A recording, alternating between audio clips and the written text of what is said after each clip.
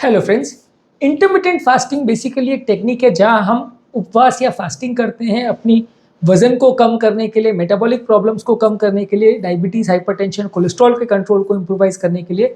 बहुत ज़्यादा रिकमेंडेड, बहुत ज़्यादा सक्सेसफुल टेक्निक है जिसके ज़्यादातर लोग 80-90% लोगों में ऑलमोस्ट अच्छे रिजल्ट देखने को मिल रहे हैं। और बाकी तरह की डाइटिंग्स और बाकी पद्धतियों से वजन कम करने की जो स्ट्रैटेजी है उससे ये काफ़ी ज़्यादा अच्छे रिजल्ट देता है, लेकिन ये हर केस में सक्सेसफुल ना हो, ऐसा भी हो सकता है। तो आज जानने का प्रयास करेंगे कि कौन कौन से ऐसे कारण हैं जहां इंटरमिटेंट फास्टिंग फेल हो जाती है या जहां सक्सेसफुल ना हो। इन कारणों को समझना ज़रूरी इसलिए ताकि हम इससे बच सकें या इसको प्रॉपर्ली मैनेज और मेंटेन कर सकें, ताकि हमारी फास्टिंग फेल ना हो और हमें ज़्यादा अच्छे रिजल्ट्स मिलें। टॉपिक पर जाने से पहले जो लोग हमारे चैनल पर नए हैं उन्हें रिक्वेस्ट करूंगा कि चैनल को सब्सक्राइब करें, वीडियोस को लाइक करें, वीडियोस पर कमेंट करें और उनको और हमारे रेगुलर व्यूज़ को रिक्वेस्ट करूंगा कि वीडियोस को रेगुलरली देखें और फ्रेंड्स फैमिली के साथ शेयर करें।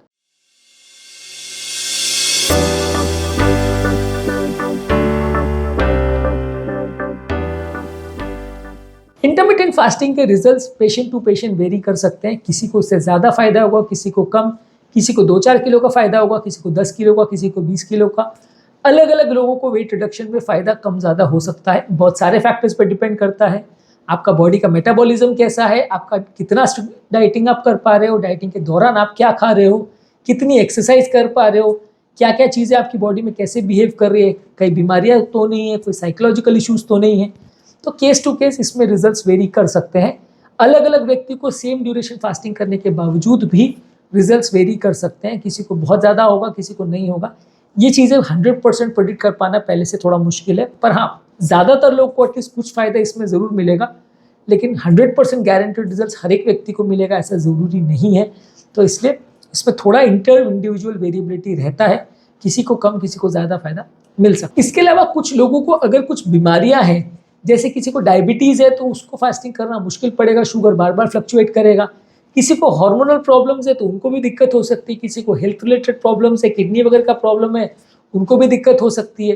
किसी को ईटिंग डिसऑर्डर है या साइकोलॉजिकल प्रॉब्लम्स है कि वो कंपल्सिवली बहुत ज़्यादा खाते हैं या नहीं खाते हैं, तो ऐसे लोग को भी दिक्कत हो सकती है। कि इंटरमिटेंट फास्टिंग क्या है, नॉर्मल मेटाबॉलिज्म और नॉर्मल साइकोलॉजी वाले पेशेंट्स के लिए अच्छा काम करती है। जो ऑलरेडी बीमार है और जिनको कई तरह की बीमारी है उनको ज़्यादा सावधानीपूर्वक इसको करना पड़ता है, क्योंकि कई बार उनको इफेक्ट्स या प्रॉब्लम्स होने का चांस रहता है। इसके अलावा इंटरमिटेंट फास्टिंग से कई बार लोगों की न्यूट्रिशन भी कॉम्प्रोमाइज़ होती है, खासकर तब जब हम फास्टिंग तोड़ने के बाद प्रॉपर बैलेंस डाइट नहीं लेते, कुछ तो भी खाते हैं। तो इसकी वजह से विटामिन मिनरल्स की कई बार कमी हो जाती है और कई बार लोग फास्टिंग को बीच में ही बंद कर देते हैं जब उनको बहुत ज़्यादा कमज़ोरी या डिफिशियंसी का एहसास होता है। जब उनका पेट या शरीर या दिमाग कुछ ख़राब होता है तो वो फास्टिंग को बंद कर देते हैं, क्योंकि हर व्यक्ति का इसमें न्यूट्रिशन प्रॉपर मेंटेन हो ऐसा ज़रूरी नहीं है। फास्टिंग बंद करने के बाद आप क्या खा रहे हो, कितनी मात्रा में खा रहे हो, कितना विटामिन मिनरल्स पे ध्यान दे रहे हो, कितना अपनी डाइट पर फोकस कर रहे हो, ये सारी चीज़ों पर आपके रिजल्ट्स वेरी कर सकते हैं। इसीलिए भी कई लोगों को इससे साइड इफेक्ट्स होने लगते हैं। जब बॉडी में विटामिन मिनरल्स की कमी होने लगती है तो वो प्रॉब्लम उनको होती है। कुछ लोग को इस फास्टिंग टेक्निक को लंबे समय तक मेंटेन करने में दिक्कत आती है, क्योंकि ये फास्टिंग टेक्निक्स जो हैं ये 10-15 दिनों में थोड़े बहुत रिजल्ट्स तो आपको देगी, लेकिन फ़ायदा आपको तब होगा जब आप इसको लंबे समय तक मैनेज और मेंटेन कर पाओ। ये सारी फास्टिंग टेक्निक को जब आप महीनों सालों तक फॉलो कर पाते हो तो आपकी कंटिन्यूस हेल्थ बनेगी और बीमारियों से आप बच पाओगे।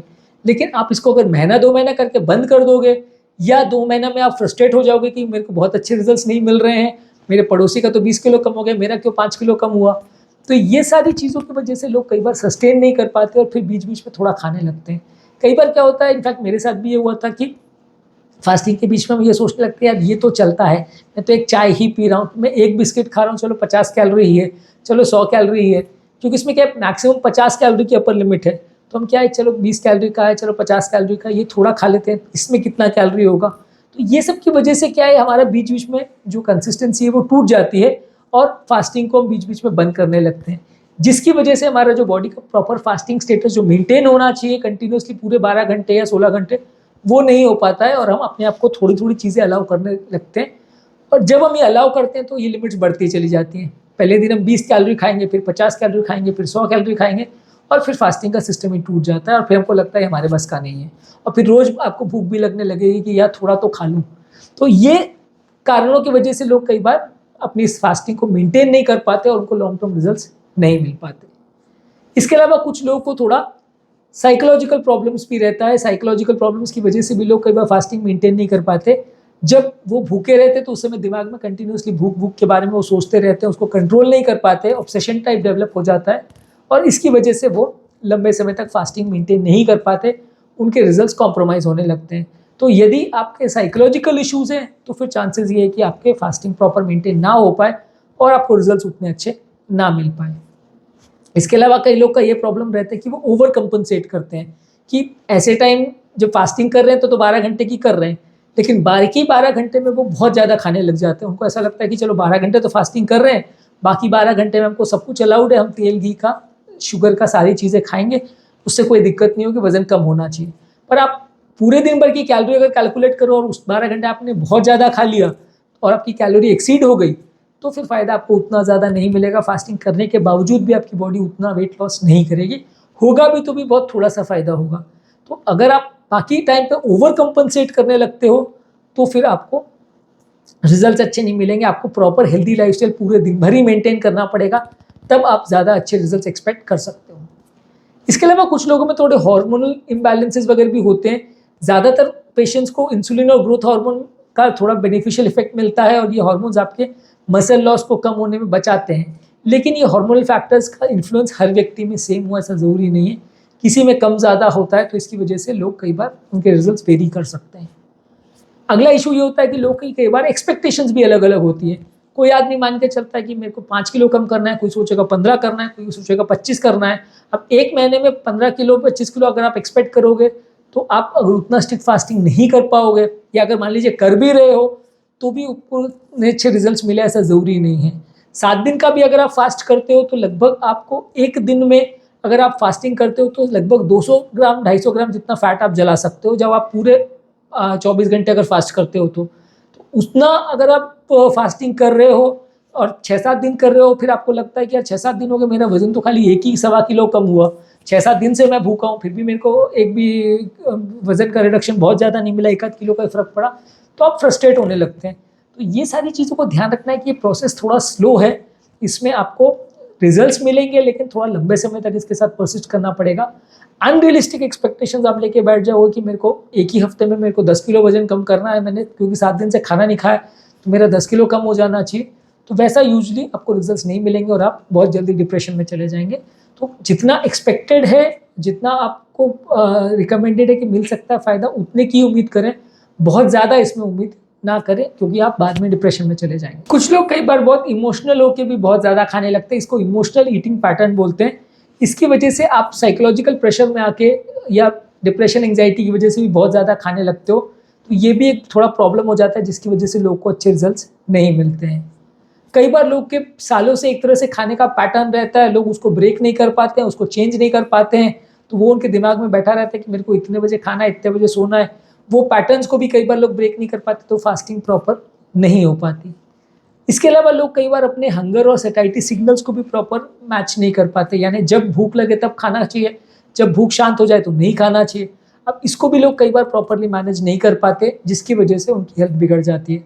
तो आपको प्रॉपरली अपने भूख को और अपने भूख शांत होने की प्रोसेस दोनों को समझ के मैनेज और मेंटेन करना पड़ेगा, नहीं तो आपके रिजल्ट्स बहुत ज़्यादा वेरी करेंगे, आपको अच्छे रिजल्ट्स नहीं मिलेंगे। इसके अलावा कई लोग प्रॉपरली फास्टिंग की गाइडलाइंस को फॉलो नहीं करते, उसके प्रोसेस को नहीं समझते, उसके बारे में खुद को एजुकेट नहीं करते, इसलिए भी कई बार उनके रिजल्ट्स वेरी करते हैं, इसलिए भी कई बार उनको अच्छे रिजल्ट्स नहीं मिलते हैं। आपको बीमारी के बारे में या आपकी बॉडी के बारे में या फास्टिंग के प्रोसेस के बारे में, क्या क्या अलाउड है क्या क्या नहीं है, कैसे वो वर्क करता है, ये सारी चीज़ें समझना ज़रूरी है, तभी आपको सबसे अच्छे रिजल्ट्स मिलेंगे। यदि आप अनप्लान्ड वे में अनमैनेज वे में फास्टिंग करेंगे तो आपको उतने अच्छे रिजल्ट्स नहीं मिलेंगे और आपका फास्टिंग फेल होने का चांस ज़्यादा रहेगा। इसके अलावा कई बार लोग सोसाइटी के प्रेशर में भी या एनवायरनमेंट के प्रेशर में भी, लोगों के प्रेशर में भी कई बार फास्टिंग बंद कर देते हैं। जब थोड़े दिन फास्टिंग करते हैं उनके बाद थोड़े रिजल्ट्स मिलते हैं, बाद में लोग कई बार फ्रेंड्स के इन्फ्लुएंस में आके, सोसाइटी के इन्फ्लुएंस में आके अपनी फास्टिंग तोड़ के खाना वाना खाना चालू कर देते हैं, फिर उनके रिजल्ट्स न्यूट्रलाइज हो जाते हैं और फिर वो थोड़े दिन में ही फ्रस्ट्रेट भी हो जाते हैं कि यार मैं ट्राई कर रहा था फिर भी मेरे को सक्सेस नहीं मिला, मेरी बॉडी तो रिस्पॉन्ड ही नहीं करती। तो ये सब चीज़ों से भी खुद को बचाना ज़रूरी है, क्योंकि बहुत ज़्यादा चीज़ें आपके खिलाफ काम कर सकती हैं। जब कभी भी आप डाइटिंग के पैटर्न पर जाओगे वो सक्सेसफुल हो, इसके लिए आपके लिए ज़रूरी है कि आप सब चीज़ों को प्रॉपरली मेंटेन करो और लोगों के प्रेशर से बचें और खुद को प्रॉपरली मोटिवेट करते रहें ताकि आप इसको सक्सेसफुली कर सकें।